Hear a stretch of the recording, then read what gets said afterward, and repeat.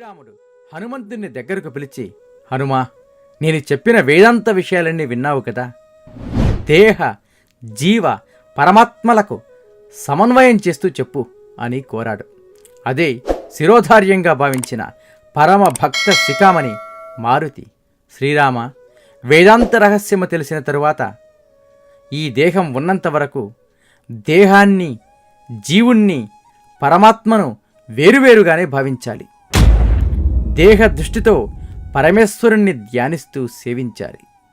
అన్ని భావాలను త్యజించి శరణాగతి పొందాలి. ఇతరులకు ఉపకారం చేస్తూ వారు కూడా భగవంతుని స్వరూపంగా భావించి సేవించాలి. ఇలాంటి దానినే భక్తి లక్షణం అంటారు. ఇదే విశిష్టాద్వైత సిద్ధాంతం. జీవుడు వేరు, పరమాత్మ వేరు అని భావిస్తూ భగవంతుణ్ణి స్మరిస్తూ భగవంతుణ్ణి పూజలు చేస్తూ భగవంతుని మూర్తులను చూసి ఆనందిస్తూ ఉండడానికి ద్వైతము అంటారు. జీవుడు పరమాత్మ ఒక్కరే, ఎందులోనూ భేదం అనేది లేదు అనే భావనలో ఆచరణలో చూపించడం జ్ఞానాలేక విజ్ఞాన లక్షణం అంటారు. ఇదే అద్వైత భావన. దేహబుద్ధ్యాతు దాసోహం జీవబుద్ధ్యాతు త్వం దంశః ఆత్మబుద్ధ్యాతు త్వమేవాహం ఇతిమే నిశ్చితామతి. రామా, దేహదృష్టిలో నేను నీకు దాసుడిని, జీవదృష్టిలో నీవు పరమాత్మవు. నీ అంశచేత నేను జీవస్వరూపుడును. పరమాత్మ దృష్టిలో నీవే నేను, నేనే నీవు. ఈ మూడు లక్షణాలు నాలోనూ నీలోనూ ఉన్నాయి. ఇంకా భేదానికి అవకాశమే లేదు అని స్పష్టపరిచాడు హనుమ. అంజనానందుడి సమాధానం విని పరమానందభరితుడయ్యాడు దాశరథి. త్వమేవాహం త్వమేవాహం అని చాలాసార్లు హనుమను అభినందించాడు.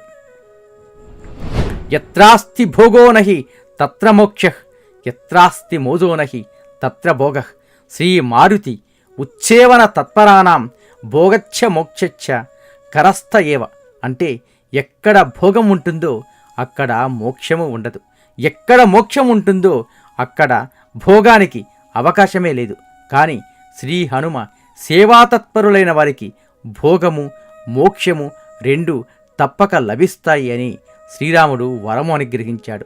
దానికి వెంటనే ఆంజనేయుడు, నువ్వు శివుడవు, నేను భద్రుడను, నీకు నాకు భేదమే లేదు అని చెప్పాడు. ఓం శ్రీమాత్రే నమః. నీలో నీకు నమ్మకము కలిగినప్పుడే నీవు దేవుడిని నమ్మగలవు. శతం జీవ శరదో వర్ధమాన శతం హేమంతాన్ శతం వసంతాన్. 100 శరత్తులు, 100 హేమంతాలు, 100 వసంతాలు వర్ధిల్లుతూ జీవించండి. ఇట్లు BVS.